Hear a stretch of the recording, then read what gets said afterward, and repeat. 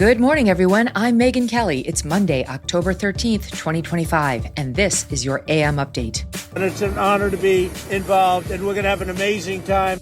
President Trump in Israel and Egypt today, celebrating the historic deal to end the war between Israel and Hamas and secure the release of hostages in Gaza.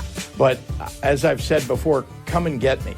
Governor J.B. Pritzker jabbing President Trump as the two sides battle in a courtroom over deploying the National Guard to Chicago. And former President Biden begins a new treatment for cancer. All that and more coming up in just a moment on your AM update. You know all those fad diets. Half of Americans do it. And if you do it enough, you could be at risk of diabetes, liver damage, heart attack, and stroke. Weight cycling is when you lose 10 or more pounds, but then you put the pounds back on, plus a couple more. That puts tremendous strain on your organs and can lead to serious health issues. Bottom line, most people need help to stop weight cycling.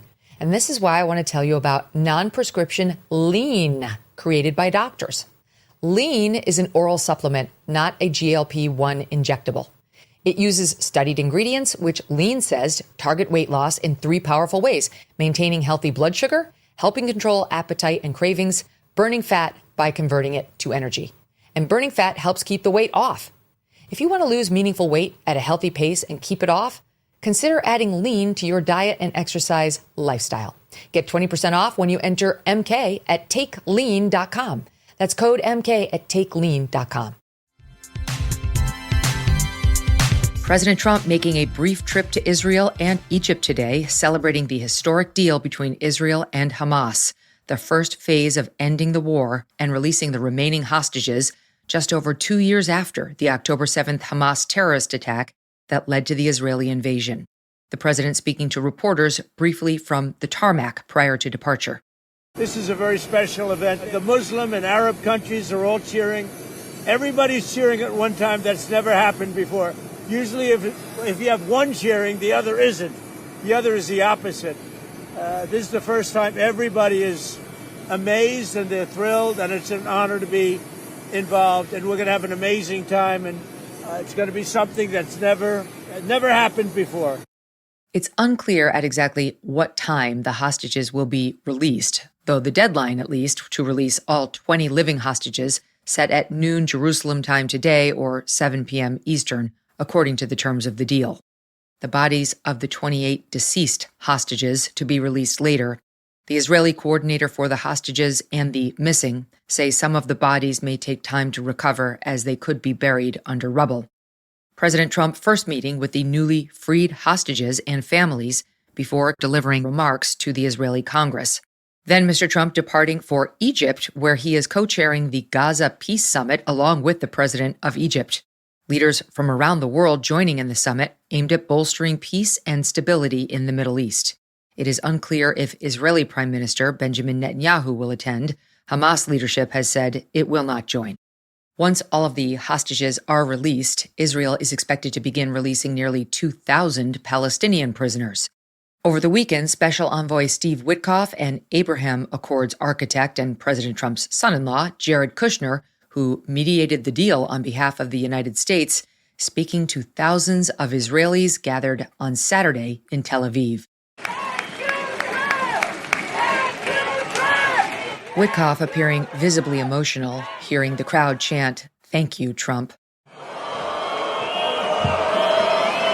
That same crowd later booing at mention of Prime Minister Netanyahu. Here, Witkoff and Kushner.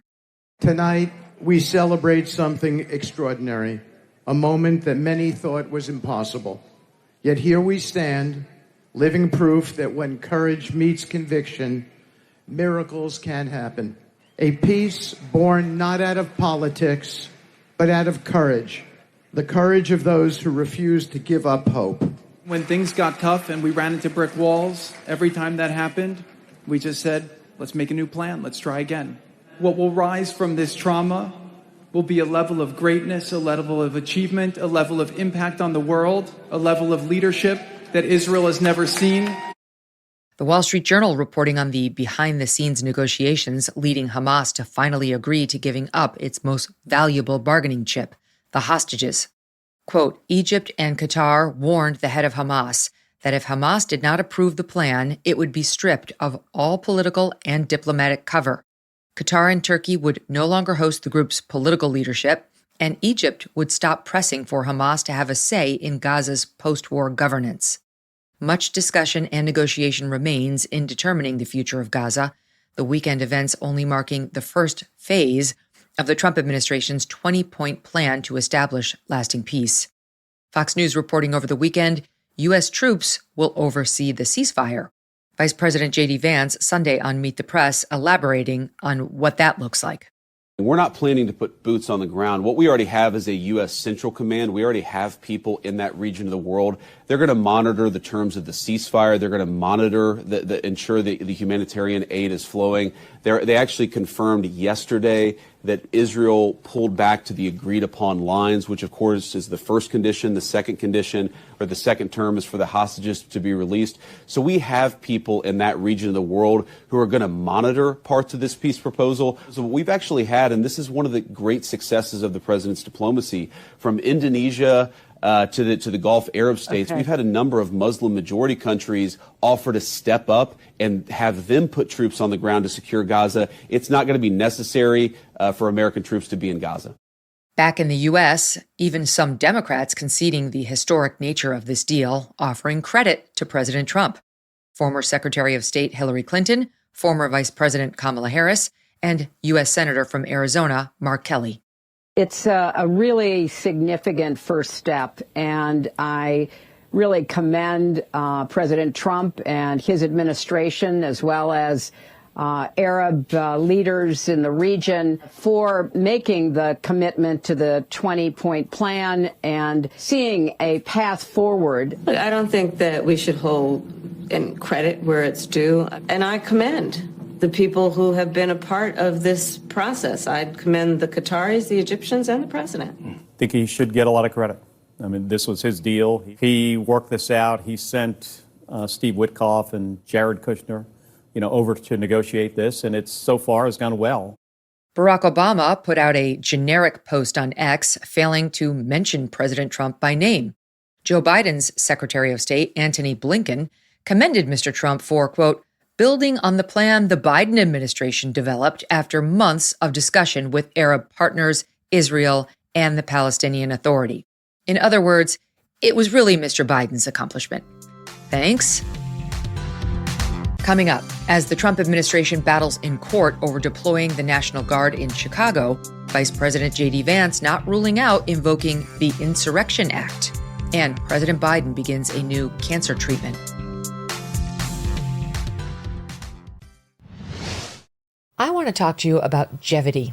In my career, I have learned that information is everything. The same applies to our health. Having the right information makes all the difference, and that's where Jevity comes in. It is not just another health app.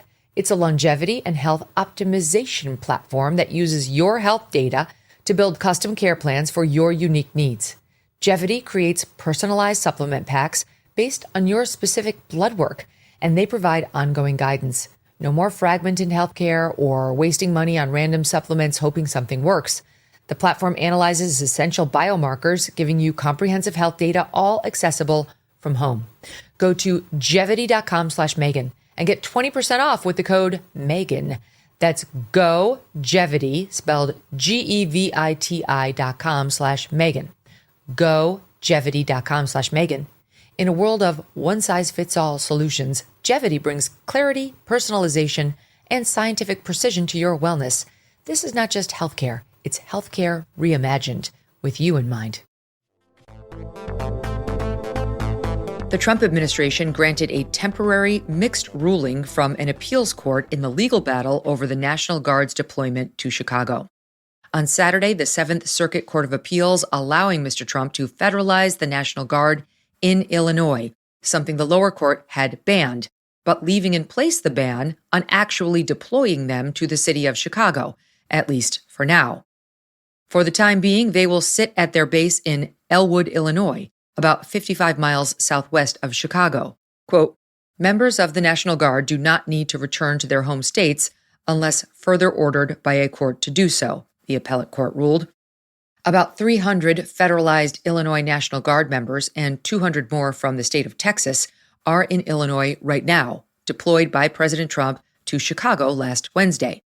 White House spokeswoman Abigail Jackson releasing a statement in response, quote, amidst ongoing violent riots and lawlessness that local leaders like Pritzker have refused to step in to quell, President Trump has exercised his lawful authority to protect federal officers and assets. President Trump will not turn a blind eye to the lawlessness plaguing American cities, and we expect to be vindicated by a higher court. The administration adding it does plan to appeal this ruling. Illinois Governor J.B. Pritzker calling the deployment an unconstitutional overreach of federal authority. President Trump teasing federal intervention in Chicago for months, citing high crime and gang violence, calling the city a war zone. For 13 straight years, Chicago recording the most homicides of any city in the U.S., with 573 in 2024 alone. In early September, Homeland Security launching Operation Midway Blitz, surging federal ICE agents to the sanctuary city. Protests in opposition to ICE regularly escalating to violence and clashes with law enforcement. 4 arrested Friday on charges of resisting and obstruction following scuffles outside of the facility, according to ABC7. On Saturday, officials arresting at least 15 people outside of the Chicago ICE facility. NewsNation reporting some of the charges include criminal damage to government property and disobeying police orders. President Trump last week posting to Truth Social, quote, Chicago mayor should be in jail for failing to protect ICE officers. Governor Pritzker also. Governor Pritzker asked to respond to that yesterday on ABC. Are you worried the Justice Department is going to come after you? It's true that the president says things and sometimes he follows through on those threats, and he certainly has the power of the presidency. He does not have the power to overcome the Constitution. And so am I afraid? I am not afraid. Do I think that he could do it? He might. But as I've said before, come and get me. I mean, you're dead wrong, Mr. President and Mr. Vice President. The Ninth Circuit Court of Appeals is currently weighing a case that asks whether Mr. Trump has the right to call up and deploy the National Guard troops in Portland, Oregon. That panel, at oral argument, seemed ready to side with the Trump administration. The Seventh Circuit, however, not quite as deferential to the commander-in-chief. Vice President J.D. Vance yesterday on Meet the Press not ruling out the administration invoking the Insurrection Act, an emergency power that allows the president to use the National Guard as domestic law enforcement in certain circumstances. Are you seriously considering invoking the Insurrection Act? Well, the president's looking at all of his options. Right now, he hasn't felt he needed to, but we have to remember, why are we talking about this, Kristen? Because crime has gotten out of control in our cities, because our ICE agents, the people who are enforcing our immigration laws, have faced a 1,000% increase in violent attacks against them. We have people right now who are going out there, who are doing the job the president asked them to do, who are enforcing our immigration laws. They're being assaulted, they're being beaten, they're being shot at. The problem here is not the Insurrection Act or whether we actually invoke it or not. The problem is the fact that the entire media in this country, cheered on by a few far-left lunatics, have made it okay to tee off on American law enforcement. We cannot accept that in the United States of America. We want everybody, black or white, rich or poor, to be safe in the United States of America. Invoking the Insurrection Act would almost certainly result in further legal challenges. Former President Joe Biden undergoing radiation therapy and hormone treatment for prostate cancer, a spokeswoman announced on Saturday. The regimen, which began last month, is expected to take several weeks, according to the New York Times. Mr. Biden announcing the diagnosis in May, stage 4 cancer that they said had spread to the bone. At the time, the Biden office referring to the disease as, quote, aggressive. Last month, the 82-year-old former president had cancerous skin lesions surgically removed from his forehead. Mr. Biden's office disclosing that he still plans to appear at 2 upcoming events. The advanced nature of President Biden's disease stunning the medical community upon announcement of the diagnosis. Experts pointing out this particular kind of cancer typically develops very slowly, leading many to wonder how White House doctors could have missed it, if they missed it. Dr. David Samadi, a leading prostate cancer surgeon, telling the Megyn Kelly Show in May the timeline of discovery, as described by the Biden office, does not add up. If he was just a week ago, they had the prostate nodule. Within a week, they did the biopsy and they got the disease. So very quickly, within 1 week, based on the story that they're telling, they've been able to do the staging part and find out if the cancer is spread to the bone or not. But you have to give the injections and see if the patient responds. We don't know what his PSA is. If the PSA starts to go down, then that's when you know that he's hormonal sensitive. I don't know how they will be able to give all of this information from diagnosis to treatment to all of that within 1 week. This story doesn't make any sense. President Biden's health disclosures, or lack thereof, remain a matter of concern even after leaving office. The House Oversight Committee now investigating whether his apparent cognitive decline was downplayed and concealed while he was in office. Hello, it was. And whether senior staffers improperly used the auto pen without consent from the president. Mr. Biden's White House physician, Dr. Kevin O'Connor, in July, pleading the fifth in an Oversight Committee deposition. And that'll do it for your AM update. I'm Megyn Kelly. Join me back here for the Megyn Kelly Show, live on SiriusXM Triumph Channel 111 at noon East, on youtube.com/Megyn Kelly, and on all podcast platforms.